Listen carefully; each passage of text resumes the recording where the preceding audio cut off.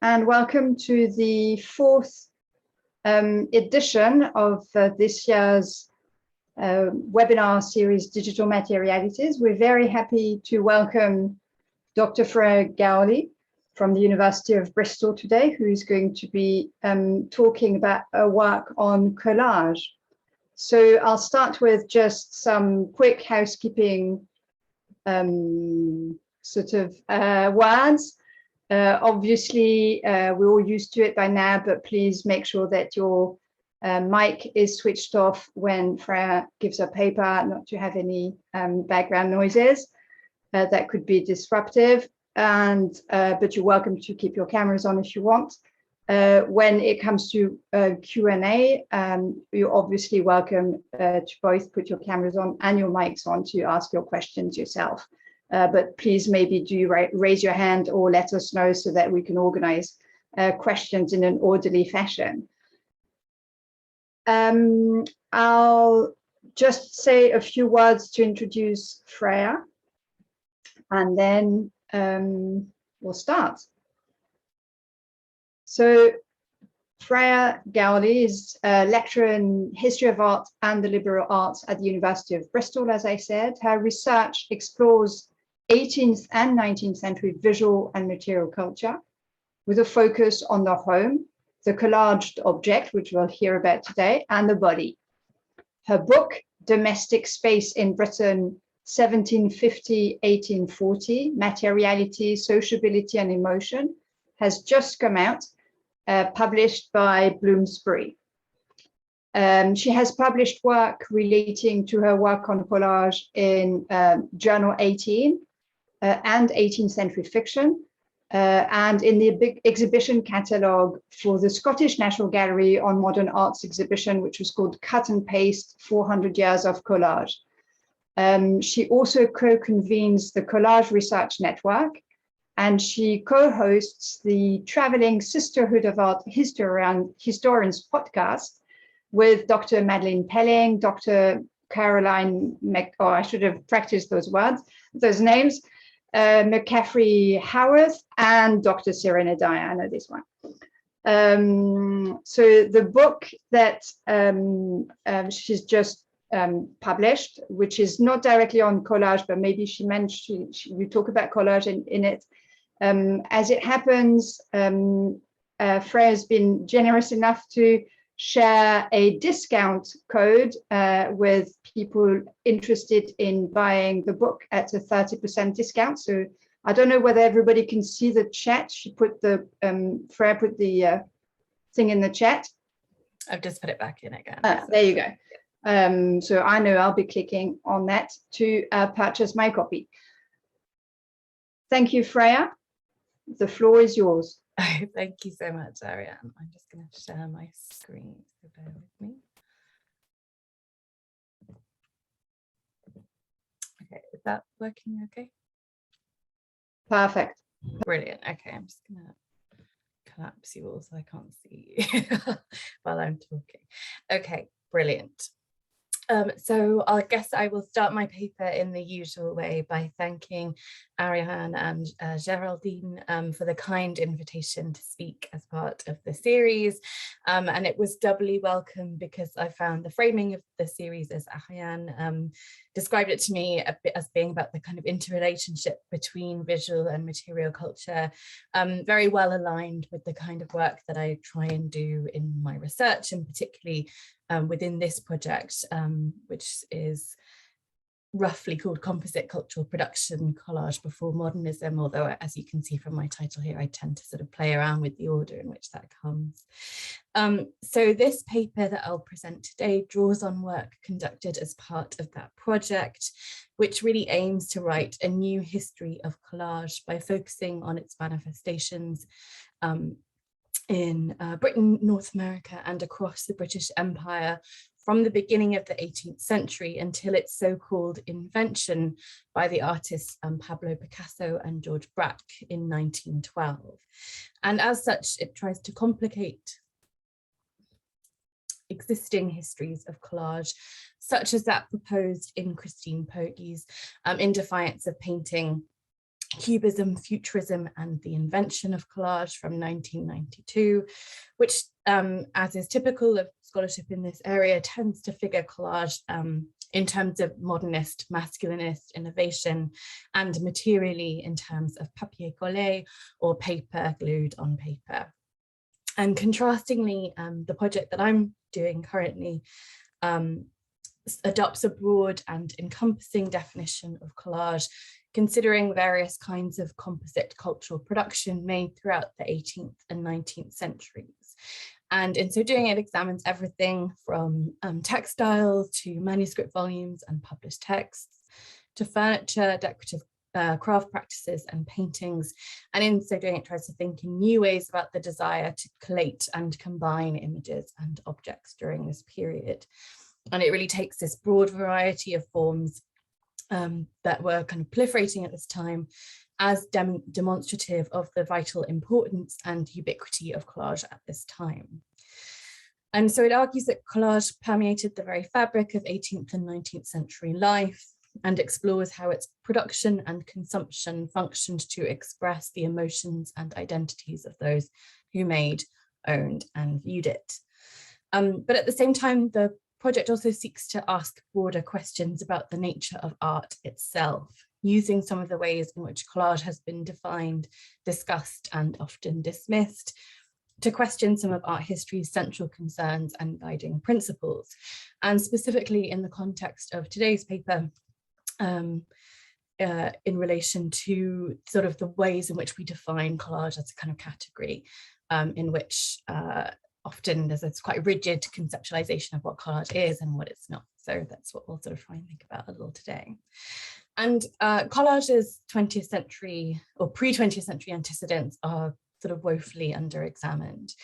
Dedicated histories of collage are characterized by a lack of attention given to that made before Picasso and Braque's earliest creations, with examples tending to be discussed as faintly related curios of a resolutely unmodern age. And beyond these broader histories, a number of texts have examined specific composite forms made during the period under discussion. And this includes works such as Ellen Gruber-Garvey's Writing with Scissors, American Scrapbooks from the Civil War to the Harlem Renaissance, as well as Lucy Peltz's Facing the Text, which is about extra illustration, and Patrizia de Bello's work on women's albums. And it's to this body of literature that I hope to contribute to and expand upon. But this work has tended to focus often on a single kind of cultural production. And as a result, the sort of broader impulse to create collage at this time has yet to be fully theorized. And so by examining these objects as distinct forms, such studies have inevitably overlooked some of the deeper significance of collage at this time, namely its pervasiveness across an array of artistic, literary, and cultural practices, and the broad spread of its geographic manifestations. And so this project tries to tackle some of this oversight by examining a broad variety of collages made by men, women, and children across the Atlantic world and in Britain's empire. Thinking about collage across history, medium, and discipline, it demonstrates how paying attention to various forms elucidates forgotten art historical narratives, overlooked relationships and identities, and critically neglected forms of cultural and production. So beyond conventions of canon and chronology, collage is also defined in accordance with distinctive and constitutive gestures, so namely cutting and pasting. So collage, from the French verb coller, to glue, is most often associated with papier collé or paper collage. But as the examples that I'll show today, the period 1680 to 1912 saw a variety of collaged forms. With visual, material, and literary manifestations, this period witnessed the production of paper cutting, decoupage, quilts, extra illustrated books or grangerized texts, commonplace books, which were manuscript volumes containing fragments of excerpted texts, shell work, scrapbooks, and photo montage, in addition to kind of traditional paper collage. And these were long-standing pursuits. From the 1790s onwards, and shortly following their return from their extensive continental tour around Europe, Cousins Jane and Mary Parminter combined an array of found specimens sourced from their locale, along with grand tour souvenirs and mourning objects, creating bricolages that united narratives of travel, home, and familial loss in a complex material dialogue, later installed in their home Allarond. And this is also the subject of one of the chapters of my first monograph. So this is really some of the inspiration for taking this project forward. Around the same time, an anonymous woman made a quilt in support of the disgraced Queen Caroline, then essentially under public trial as a result of the Pains and Penalties Bill that had been brought before Parliament in 1820. And using a central pre-printed panel with a portrait of Caroline surrounded by smaller scraps of other fabrics, this was a powerful material statement of dedication to a political cause. Again, around the same time at Plas Newydd, home to the so-called Ladies of Llangollen, Lady Eleanor Butler and the Honourable Sarah Ponsonby, its female owners, covered its walls with an array of historic wooden carvings taken from local residences and buildings, and made these incredible stained glass windows, both, which also used fragments from their locale, highlighting the connectedness between the physicality of the women's house and their wider Welsh surroundings. Not long after, in America in the 1830s, a woman circulated a blank album among her friends and family, whose donations, which were painted, pasted, and written, transformed it into an effective volume. And the creation of each of these objects was rooted in the cultural practices through which we think about collage as being conceptualized and made, particularly those of collection and transformation, encompassing processes of acquisition and selection, adaptation and reformulation. The production of these objects brought together disparate elements, creating new and highly personal narratives through a complex dialogue of consumption and production. Now, each of these cultural transactions are, of course, quite distinct. Each is implicated within a longer tradition of creative consumption and production practices and must be considered within these contexts in order to fully understand them. However, they're also united by their accumulative qualities, that is, the manner in which they are formed by many parts to make a new whole. And whether we use the analogic categories afforded to us by art history, namely those of collage and assemblage, or if we try and come up with a newer, more encompassing terminology, so the project's titular composite cultural production, it's a central conceit of the present study that despite these myriad differences, those aspects that unite these practices are worthy of sustained attention. And in so doing, it tries to offer a reconsideration of this varied oeuvre of practices, not as a definitive statement of their similarities, but of the productive possibilities offered by such an approach, in which a consideration of these objects and the respective manners in which they were made reveals much about 18th and 19th century culture as the art histories that we write about them. So unpacking these precise kinds of processes or gestures and how they worked both individually and collectively within the creation of a collaged object before its modernist heyday has accordingly been how I've been trying to define and consider the collage as both a practice and object that sits at the heart of my work, as it seeks to offer a new methodology and model for defining collage and assemblage produced before 1912. And one of the terms I've been playing around with in order to do this work is the idea of the Joinariana. And so this paper uses Anna Letitia Barbo's 1775 discussion of this concept, which she kind of invokes as a metaphor of part and whole that she uses to think about anthologizing her incomplete literary productions in order to think about the production of collage in the 18th and 19th centuries. So instead of following this traditional definition of collage as a form of papier-collé, centered solely around the cutting and gluing of sheets, pieces, and fragments of paper together, here I want to suggest a new process-focused approach to this form of production. Now, this approach privileges a consideration of collage's constituent materials as individual objects joined together through individual combinatory acts or gestures in lieu of this limited definitional model of collage based on what it is made from. And so these acts, as I've already alluded to, included a range of practices that sit in various positions across the reciprocal binaries of consumption and production. So instances of selection, acquisition, translation, and reformulation. And so by adopting this approach, this paper seeks to recognize the meaningful links between objects usually considered as separate entities, like commonplace books and quilts, scrapbooks and paintings, and shellwork and papier-collé. And in so doing, I contend that collage, as defined in reference to the Joinariana and through the act of joining, is perhaps one of the most significant models of cultural production that existed at this time. So, as I said, the idea of the Joinariana comes from a letter written by Anna Letitia Barbo to her brother John Aiken in 1775, in which she playfully suggests that they may someday sew all our fragments and make a Joinariana of them. And going on in the letter, she lists a range of incomplete literary productions, including half a ballad, the first scene of a play, and some loose similes that might form part of a collected volume of miscellaneous pieces. In her letter, Barbo is clearly referencing Samuel Patterson's multi-volume work, Joinariana, or the Book of Scraps of 1772, which was a compilation of bon mots on specific topics, gathered, as Patterson claimed, for the profit of the reader. In his discussion of Barbo's letter, Daniel E. White argues that her use of the term sew evokes the structure of a patchwork quilt, sewn together from many fabric fragments in order to create a complete whole, to explain the form of her imagined text.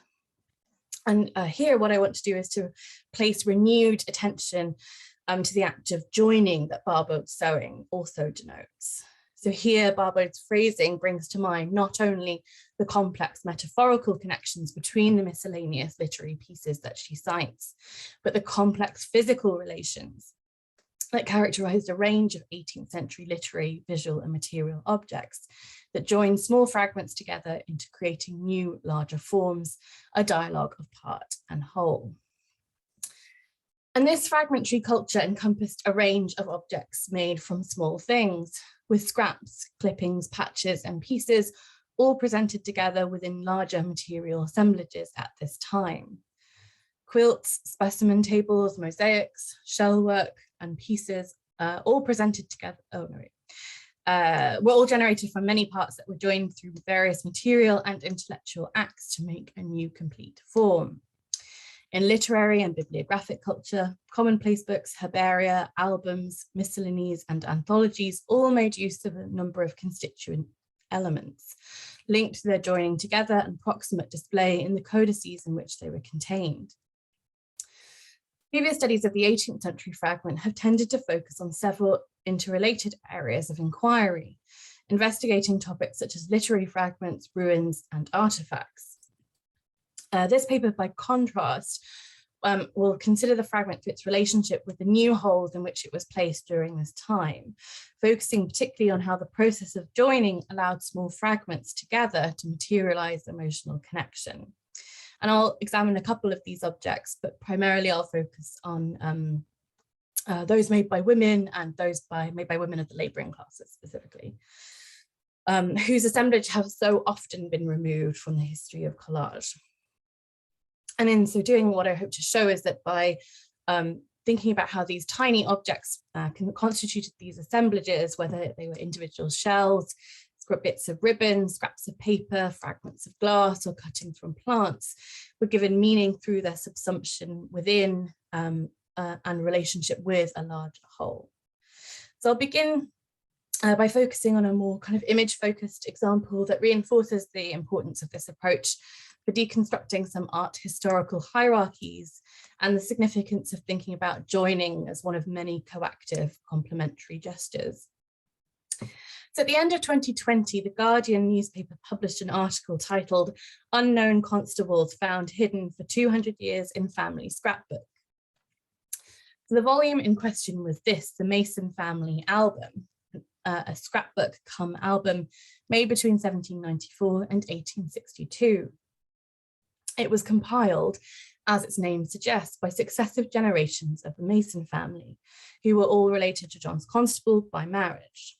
Within the album, 4 newly discovered paintings and drawings by Constable sit alongside letters, satirical prints, and paper cuts, as well as drawings, paintings, and handwritten inclusions from a number of other hands. Yet despite the complex visual and material interrelationships generated between these images, texts, and objects, thanks to their proximate display, that is, their being cut and pasted into the space of the codex, it was the watercolor sketches and pencil drawings alone that generated attention from press and marketplace alike. So sold on the 4th of December 2020, the album's estimate was £24,000 to £28,000. Yet it's clear from Sotheby's own description of the volume that it's not the album as a whole that's valued, merely the inclusions that are undertaken by Constable, reflecting his status, of course, as a famous artist. Whereas each one of his works received a lengthy description, the other elements that the album comprises received no more than cursory attention, a single line left to summarize the entirety of the material richness of the volume. And this approach to the album accordingly mirrors traditional aesthetic hierarchies that have valued drawings housed in albums more as individual images than meaningful inclusions within a broader object, an attitude that has often led to the development of museological and archival practices in which drawings are completely removed from these codices. Yet by their very nature, albums of drawings have an intimate relationship with the processes of making collage. In the creation of such volumes, drawings are clipped, cut, and detached before being pasted, assembled, and bound together. Beyond the artistic practices through which they are made, such albums often juxtapose drawn and painted elements directly alongside more traditional collaged elements, such as engravings pasted into scrapbooks, which might be layered with watercolor themselves, or as we can see here, there's a kind of paper cut scrap, which has then been written on and pasted alongside the Constable. So there's even a really close direct juxtaposition between this very valuable object and then the much less kind of valuable scrap. And then finally, drawings of albums were often created subsequently by collectors as a means of preserving and presenting drawings together, a practice that used the physical techniques of collage to curatorial, epistemological, and historiographical ends. So arguing for a more comprehensive approach that examines how these volumes work as intermedial wholes, thinking about these albums as a kind of Joinariana encourages deep consideration of the interrelationships between cultural forms like painting, drawing, and pasting that characterize the production of scrapbooks, albums, commonplace books, and other forms of assembled and composite manuscripts at this time. And as such, it speaks to the paucity of scholarship, considering the diversity of cultural forms included within manuscripts produced during this period. Such studies have tended to emphasize the presence of a single medium, such as photography or poetry within these volumes, or have concentrated on single forms of manuscript production. So either kind of scrapbooks or commonplace books analysed separately. And this has meant that the productive overlaps between drawing and collaging are often overlooked. So by studying how individual pieces of paper, glass, leaves, and shells contributed to 18th century culture, we can sort of articulate our notions of this period to sort of demonstrate the centrality of the fragment in understanding larger collections, assemblages, and composite manuscripts, viewing these in turn as multimodal forms in which images and objects were transformed and reconstituted. By considering these objects as forms of collage or assemblage, disparate art forms unified by the act of joining, I most closely follow the work, important work by Ariane Veneto, who is obviously the chair, who has argued for the significance of women's craft practices during this period by conceptualizing them as a kind of bricolage. And this approach is appropriate for the analysis of the fragment, whose Latin root, frangere, means to break into pieces. And so this etymological reference reinforces the dynamics of both part and whole, size and scale that characterize all fragments, whether separate or joined. And even Barbauld's fragmentary texts, which were themselves separate and incomplete at the time that she wrote the letter, were conceptualized by her as eventually potentially belonging to a new whole, her Joinariana. And as Deborah Harter has highlighted, the fragment is always a part in a larger system, whether that whole relates to the fragment's former state, so that which it has been fragmented from, or new or potentially kind of potential material relationships. And so this included those established between objects belonging to a similar class, so such as collected dried seaweed or pieces of stained glass displayed together, or those made by bringing different kinds of objects and fragments into conversation, small objects that gain particular significance when assembled into larger wholes. Okay, so if we return to Barbara's reference to joining, we spot how her assumption of a relatively jovial approach to her scrappy texts implies their relative insignificance, a position echoed by a secondary literature that is often uninterested in fragmentary objects. Yet the composite objects that I'll particularly discuss in the next part of this paper point to the deeply personal and emotional component of pieced and joined objects, showing that small scraps and fragments made up resolutely tender and emotional wholes. So an examination of these diverse assemblages thereby invites us to consider the deeply meaningful nature of even these small fragments, showing a culture obsessed not only with small things, but compiling, collecting, and reconstituting them into assemblages that were potent with personal meaning, history, and emotional significance. So in this account, apparently trivial things disclose deeply felt sentiment. So despite their small scale, individual fragments collectively reflected and expressed much larger emotional significance as accomplished through this meaningful act of joining. The women's production of their Joinarianas allows us to consider patterns of consumption and production on an intimate scale, in which individual acts of acquisition and transformation constituted examples of knowledge construction, identity formation, and emotional expression. And 18th century women found many ways to work with fragments, reflecting the wide range of creative practices and the various modes of consumption and production in which they were engaged in the 18th century. The making of elaborate shellwork pieces, for example, was a result of both the collection of found objects and the purchase of shells from vendors such as Rudolf Ackermann's Repository of Arts, established on the Strand in 1796, which sold materials for the fabrication of a wide variety of craft practices. Likewise, the individual production of commonplace books demonstrates how the transcription of excerpted texts, copied and transplaced into a new whole, functioned as a means of processing and preserving information, ideas, and texts. Whether made from cloth, natural materials, or small man-made objects, small or diminutive fragments were a vital constitutive element in a number of women's craft practices, many of which were typified by the physical process of bringing small objects into new configurations. So this characterized the production of crafts such as shellwork, quilting, and other forms of interior decoration, all of which were predicated upon the movement or translation of pieces, patches, and other small things into dialogue with each other. An important example of this female-centric form of production is Allarond in Devon, which I've already mentioned, the 16-sided home of first cousins Jane and Mary Parminter, which was likely inspired by their extensive continental tour of around 1784 to 1791. As various commentators have noted, a number of surfaces and spaces within the house are ornamented with diverse forms of collage, which mix together shells, feathers, and other natural materials with paper and paint. The Parminters decorated their drawing room, for example, with a featherwork border that runs around the perimeter of the room and sits above the fireplace, itself a composite structure comprising shellwork and engravings cut and clipped and then stuck onto the wall. And the house is perhaps most remarkable for its crowning shell gallery, which I'm showing you here, decorated in a manner reminiscent of a number of contemporary grottos, in an array of shells, bones, pieces of spar and mica, and other small found objects stuck into plaster. Accessed by a steep and narrow staircase, similarly decorated with densely packed shellwork, the ascent into the gallery would have brought the viewer into close contact with the small specimens and geological fragments embedded into its walls. And this proximity to these large-scale works would have accordingly recalled and reinforced the close engagement and careful handling of tiny objects necessary to creating such expansive yet highly detailed surfaces.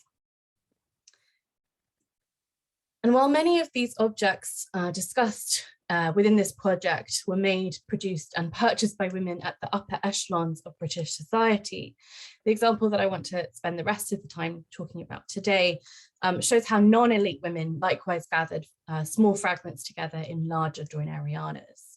So the practice of joining cross-class lines, specifically through the practice of patchwork.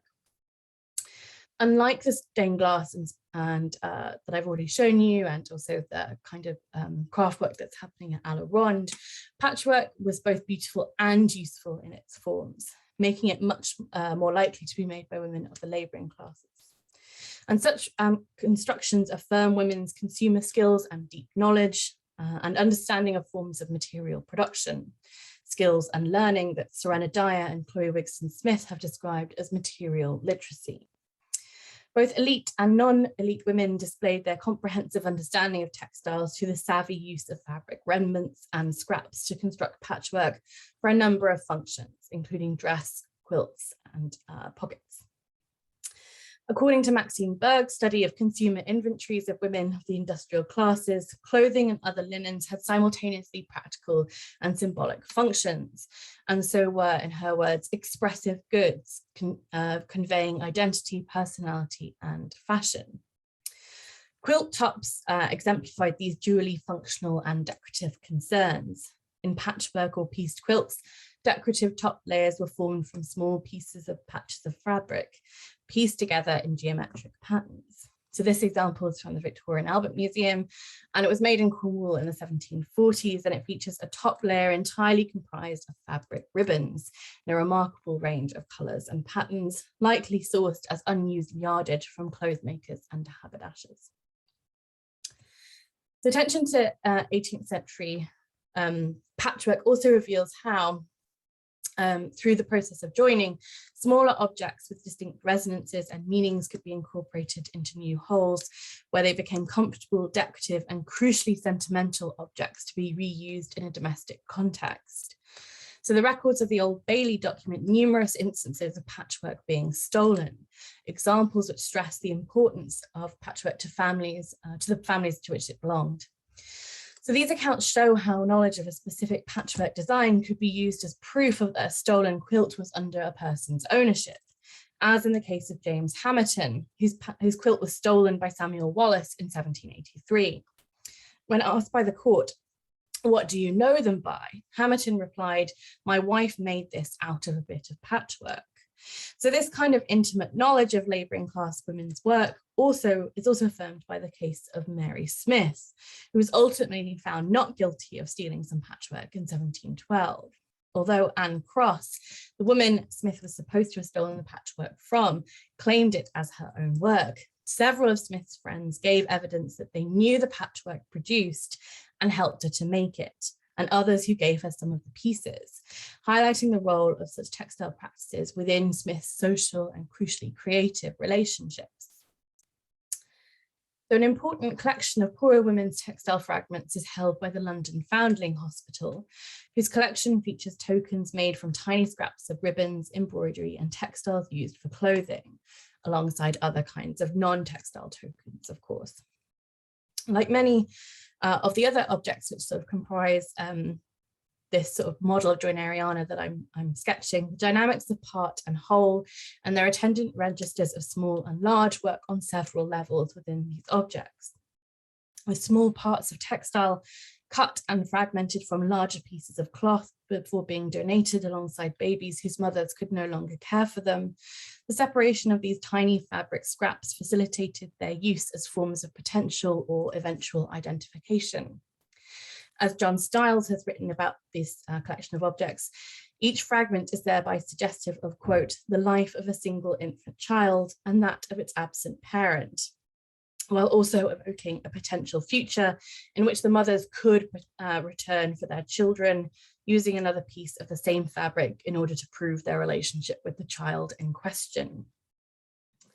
So through their disentanglement from their fabric whole, specifically the dresses of their mothers, and the subsequent integration into the pages of the ledgers that recorded the children left at the hospital, the tokens performed weighty emotional labour relative to their size.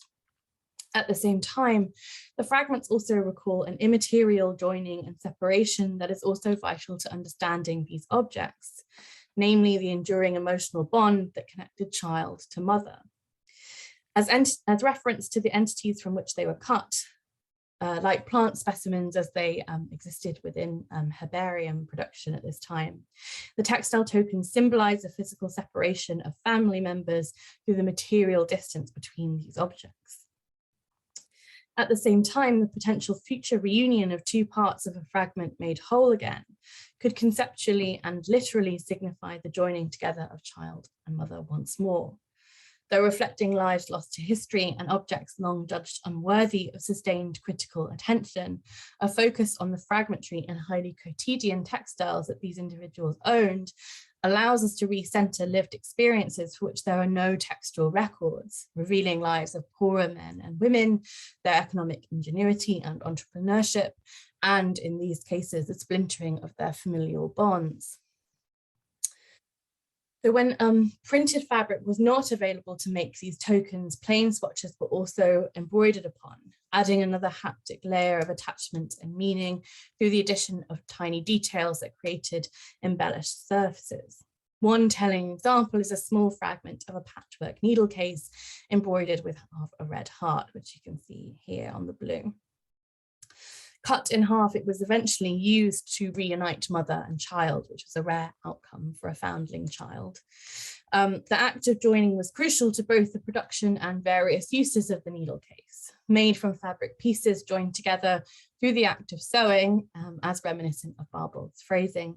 The needle case would once have held the very tools used to join such textiles together, an evocative culmination of meaning, physicality, and function, even before its eventual fragmentation and disentanglement as it was transformed into the token. As a fragment made of many smaller fragments and stitched with an emblem of love, this example makes clear how such objects represented more than the sum of their sometimes many parts, highlighting how individually they may physically embody broken families and lost relationships, and collectively the opposite. So as the needle case shows, even when dislocated from its broader patchwork structure, which, as noted above, could be an effective agent of personal history and affection, smaller parts, pieces, and fragments still maintained powerful emotional resonances. So focusing obviously here on the earlier kind of period that I'm examining, this paper has shown how some fragments and assemblages through which they were joined were of deep importance to those who made, owned, and viewed them, not least evidenced by the sheer proliferation of these kinds of objects that survive from this period. But also it's shown that across classes, such objects could preserve and record knowledge, demonstrate the complex and varied material literacies of their makers, and express emotions and intimacies. As such, these assemblages sit in opposition to an enduring intellectual hierarchy of materiality that sees objects which are piecemeal, scrappy, or made from ephemeral and small fragments as inherently less than higher art objects that have long been at the center of art historical inquiry. And although the fragment may have been one of the most diminutive units of 18th century life, it was nevertheless ubiquitous across an array of cultural forms, whose significance for their makers as agents of interiority, knowledge, and affect was clear both then and now. Joined together across a variety of forms of cultural production, assembled fragments transformed the minute into the meaningful object, a repository of memory, emotion, and experience. So despite the very nature of fragments as incomplete, ephemeral, evanescent, and small, they represented more than the sum of their joined parts, with their participation within the 18th century's Joinariana demonstrating their importance to our understanding of both 18th century culture and these histories that we write about it. So by thinking about the history of collage beyond the material practice of cutting and pasting paper, we accordingly gain access to a range of gestures, all of which were likewise central to its production. Thank you. Thank you very much. Thank you, Freya. Thank you.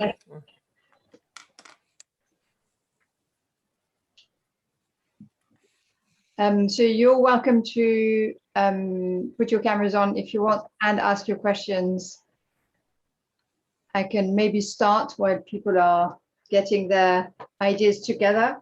I had a question about the link between the fragmentary and gender, and whether you had thought about, I'm sure you have sort of thought about that, but you didn't mention it too much in this talk. Is there what is the specific link? You talked about the hierarchies and you know, the masculine-centered art history, and but is there something specifically female about handling fragments? It's a really interesting question. I haven't I have kind of thought a lot about how the relationship between these sort of art historical hierarchies and how they just tend to displace women's work, right, inherently. But I haven't thought about the relationship between gender and the fragmentary at the time of production as much. But I kind of, yeah, I mean, there's a really interesting quote from Lord Chesterfield, which I've used elsewhere, but when he's writing to his son, and he sort of pleads with him not to kind of waste his time on small trinkets and fripperies and tiny baubles that distract him from forming a true taste in the fine arts. So I think maybe in that sense, the sort of the emphasis on the small, the kind of minuteness, the disarticulated fragment, which is separate from a much larger whole, kind of fits within that kind of hierarchy, that kind of that hierarchy of what you should spend your time doing, and therefore which is often either effeminized or seen as directly feminine, because you know Mr. Fribble is often like a highly effeminate man, right, and he wastes his time with small fragments which are best left for women to sort of play around with. So that it's inherently a kind of gendered construction,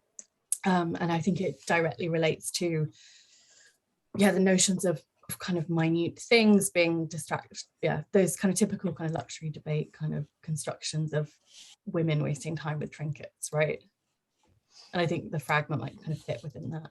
Thank you. This kind of fragment anyway. Yes. Do you think it might have to do with the amount of time women had for themselves, which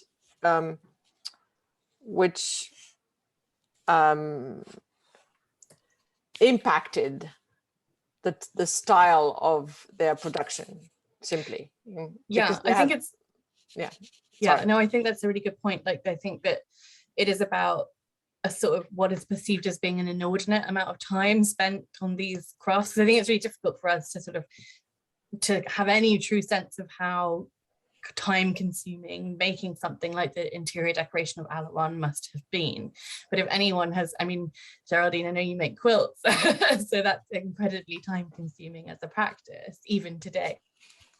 Yes, I don't make quilts, but I have a very strong interest in quilts, and I have a question on quilt. On the one specific quilt that you quoted, Queen Caroline quilt, you seem, your image seems to be. Can you hear me, Freya? It seemed that we lost your connection. Maybe Okay. she's good. Yes, you mentioned a very interesting quilt in the beginning of your talk. It was Queen Caroline quilt made in 1820, and you said it was an example of solidarity. And I would like you to expand a bit on this, if you can. And I would like also to know if the photo transfer in the center as the medallion was something specific at the time. I think we've lost Freya. Yeah, I'm afraid so. So we're going to have to wait for her to reconnect, which I'm sure, there you go, she's back. Okay, are you back? You're back? Yes. Can you hear me? Sorry, my Zoom crashed. Okay. All right. At least it didn't do it earlier. So. Okay, yeah, that's good. Okay, I have a question on a quilt you mentioned at the beginning of your talk, Queen Caroline quilt. Oh, yes, in 1820. And you mentioned the word solidarity around, when you mentioned this quilt in particular. So I would like you to expand a bit on this notion. And also my second question is about the photo transfer. Is it a transfer in the center of the quilt, or what is it? Okay. Yes. So it's a kind of a printed like a print, transfer print onto a kind of fabric. Listen, I've not actually got to look at this quilt like in person yet, so that is something that's on my list. But I think what is interesting, to go back to the idea of solidarity, is that a lot of these collage and kind of fragmented objects do quite powerfully express the identities of their makers, and so often you find that they directly sort of respond to and react against contemporary political movements or kind of causes, which seems very counter to the kinds of like these the very big histories that are then retold and responded to through these very small kind of objects. So it's nice in that sense to get a kind of really kind of tangible demonstration of how those two kind of distinct frames of reference oscillate and work together. It's interesting with quilts as well, because they have a long and enduring history with political action, right? So if you think about something like the AIDS memorial quilt, which is a really significant object from the 1980s onwards, you know, the quilts have been a kind of an ongoing site of kind of political reaction and resistance, in part, I think, because they are about historical forms of sort of comfort and domesticity, and then it's about their subversion makes them really powerful kind of communicative agents of political dissent and rebellion. But it's interesting to see it go back to that time, and obviously soldiers and individuals recuperating make quilts as part of that process at this time. They're often kind of end up being political in nature, so it's not a kind of isolated object. It's Yes, there is a very strong tradition of protest quilts in the States, but I was interested in seeing this very early one. No, it's an interesting example. I would spend more time with it, definitely. Thank you. We might have some more questions.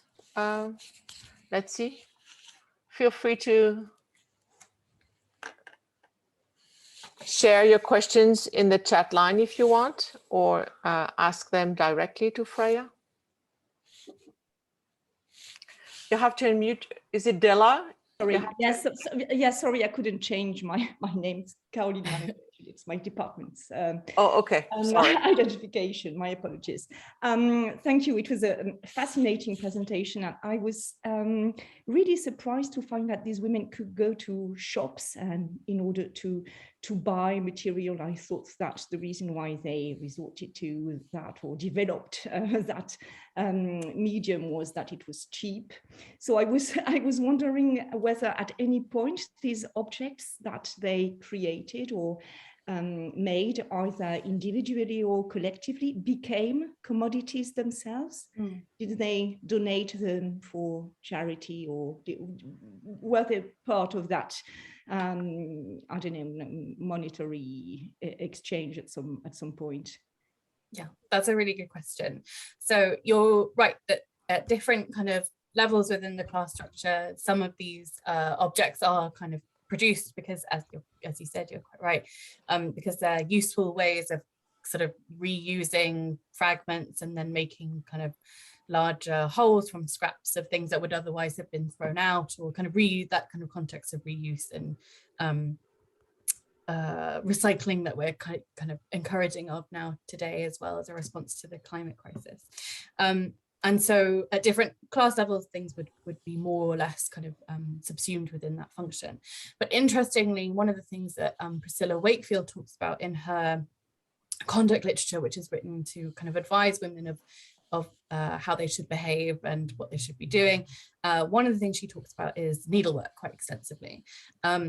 And she talks about how different kinds of needlework are appropriate for different women at different kind of statuses. But one of the things she talks about is how by selling, if you're a kind of well-to-do woman, but you fall into disrepute, or your father dies, or something like that, something kind of bad happens to you, that you might try and sell your needlework, even though that would be inappropriate for a woman of your class status, but only doing so by submitting it anonymously. So it couldn't be associated with you as your work in any meaningful sense, but it could be sold by a kind of third vendor at a shop, and that would be an appropriate way for you to make money, which I've always found to be interesting, and I've always wanted to kind of find out more about those particular kind of vendors and that process. But yes, I think that some of them are resold, but not as identifiable artistic productions associated with women as a maker, which is interesting in and of itself, of course. So yeah, thank you.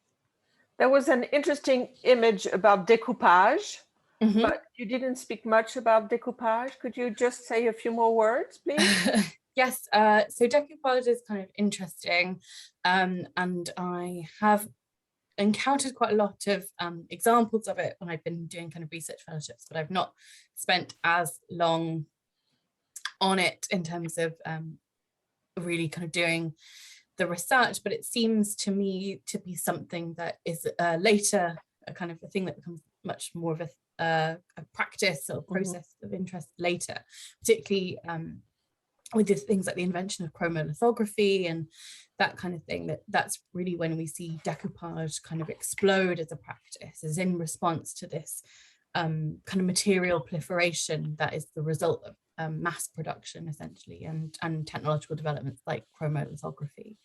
But even in the 18th century, you obviously have things like scrap screens start to be made, which use all of that kind of great print culture, which characterizes the period and kind of reuses and starts to make that, which is obviously a kind of early form of decoupage production, where you're sticking pieces of paper onto kind of furniture and other kind of distinct objects. So it's very much a kind of continuum, and that's the difficulty when you start to sort of talk about these practices singly, is that they're so kind of overlapping and mutually kind of constitutive. It's hard to sort of disentangle them really. But yeah, certainly I think there's an interesting parallel between kind of Byron's scrap screen, which he covers with images of boxers and other pugilists, and then the kind of chromolithography and how women are making things covered with scraps that they purchase and reconstituted. So yeah. Thank you. Thank you. I had another question, if I may, and that was about the joining. And you obviously you discussed a lot the kind of joining as a gesture. Have you looked at the kind of material practices of joining? You mentioned sewing, obviously, but I was interested because this is something I'm getting interested in myself. Have you looked into glue? Yes, this is, again, I haven't really, this is something I've started to look into, but I'm really interested in particularly. So when I was at the University of St Andrews on a research fellowship, we did we made some glue, so according to a Victorian recipe, which I can't for the life of me remember now, but in the archive, and it was really sort of interesting to see how sort of unsticky and sort of ineffective it actually was, but and how messy and all those kinds of very sort of specific material encounters that you can't really understand until you actually sort of start making the thing and try and work with it in the way that it would have been worked with at the time. And even just things like implements and brushes and the way in which that stuff is stuck together is really interesting. So one of the things I want to do with the project is to start to try and find information about where scissors were purchased, how much, you know, all that kind of very practical, tangible information. But that's something that's a little down the line, because I've been kind of starting with the object and then working backwards, I think. But yes, I think that is a real point of something that I would like to find out. Yeah. I'm keen to hear more about your interest in glue, Ariane. It's a developing interest. And so you don't know, for instance, Allarond, you don't know what type of glue they used for their... No, and all the archives at Allarond were, well, a great deal of them, is, as you know, I'm sure, were moved to Exeter for safekeeping in the Second World War, but then they were destroyed, right, because the city was really heavily devastated. So they don't really know. They have this like remarkable material profusion, but then this lack of kind of and that conservation hasn't sort of analyzed the not to my knowledge. Yeah, okay. Yeah, but it's not entirely untricky working with that with the house as well. And maybe my last question, and then I'll leave other people to ask questions, is about scale, because you talked about smallness, but then a lot of the objects are actually quite large, right? And also so there's the multi dimensionality of the fragments themselves, the fact they're from different genres, or it's not just paper, it's paper and textile and mosaics, and sometimes some of them together, but it's also the different end results, some small and some big, some in book form, some in sort of building form. So I just wanted to know whether you could tell us a little bit more about this relationship between scale on different levels. Yeah, I think that's a really good question. It's not one I'm sure I have a very kind of considered response to, but I think that kind of dynamic of not only the sort of part and whole, but the kind of the small and the large, right, is inherent to the kinds of objects that you're looking at. You're often, as part of this project, it's often this very expansive, maybe kind of wall-sized kind of decorative kind of schema, but then you're also analyzing this tiny individual fragment. And I guess what I will say is I'm not sure exactly how that will sort of shake out as I sort of analyze the whole thing, but I think it might be one of the issues through which this stuff is not often been analyzed in detail before, that makes it difficult to analyze in detail, right? It's that you're dealing with thousands potentially, even so if you took one scrapbook, you're dealing with thousands of images that you then have to trace, and then you have one to kind of understand even just one example, and of which there are hundreds of thousands extant, right? And I think that this is these issues of scale are not just about how you handle the object and how that was experienced at the time, but also they have kind of important historiographical kind of legacies of how we deal with not only this small thing, which is, or this big thing that's just made of thousands of tiny things, and that you then have to sort of literally unpick, but also such a huge number of those things as well, which are extant. So yeah, I think that these are interesting questions. I'm not sure I have a very good answer to. Thank you. Thank you. So there was one comment in the chat, a tangential comment. My grandmother's needlework book I inherited has many pressed flowers in the leaves. A comment rather than a question. Oh, this is 1919. Yeah, no, I mean, it's a very kind of long-standing process that kind of seems to cross generations as well. And it's which again is an issue of scale, right? It's chronologies of time and space, and how we then sort of apply limits on this sort of material as much as start to include more and more. So that is again another thing that I'm kind of wrestling with the project. But yeah, I'm at the kind of point where I'm trying to sort of recognize commonalities and explore them at the moment. But, yeah. How fascinating. Thank you. Thank you. Do we have more questions from the audience? I don't think so, Ariane. Can I just ask something? Yes, sure. My name's Margaret. Hi, Margaret. Hello. I'll see if I can put my camera on. I've got a fascinating room that goes with me. Yes. It's my husband's room. Just to ask you, you were talking about scissors. Mm-hmm. Weren't they being made quite early on? In what sense? Well, you were saying that you were trying to find out when people started to make scissors.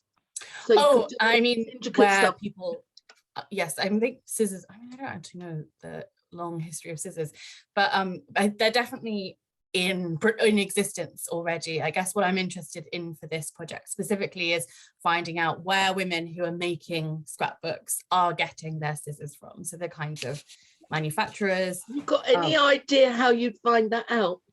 Well, so when I was at the Winter Museum, which is in Delaware in the US, they have like sales catalogs and trade catalogs, which have kind of advertisements for things like small lady scissors and the kinds of places where they are. So it's just about following up those initial kind of findings. I find it absolutely fascinating. If you ever did a lecture on scissors, Yes. I would definitely really like to go to would, because I love cutting out little things, and I'm not particularly able. My two children are very artistic, but I haven't got that ability. But to be able to sit No. with some paper and cut it out is an absolute delight.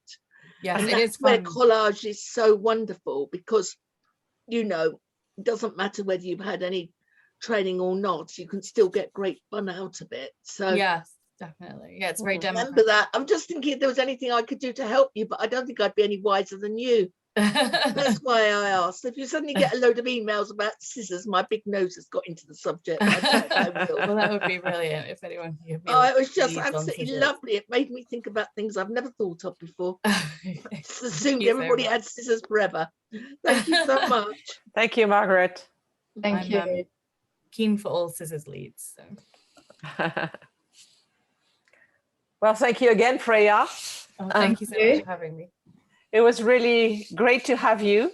And you have really treated us with a wonderful array of images and ideas and routes of thinking. So we're Thank you. delighted. We're all delighted. I'm very glad to have. So before we leave, I'll just announce the next session, which will be taking place on Monday, the 16th of May, same time, same place. So it's watch out for sort of Twitter announcements and mailing list announcements, and then it's through Eventbrite. And we'll be listening to Sarah Pickman from Yale University, and she'll be talking about canned meat expeditions and consumer culture in the long 19th century. So a bit of a different topic, but still about the relationship between visual and material culture. Thank you very much. Thank you. Thank Goodbye, you, everybody. Au revoir.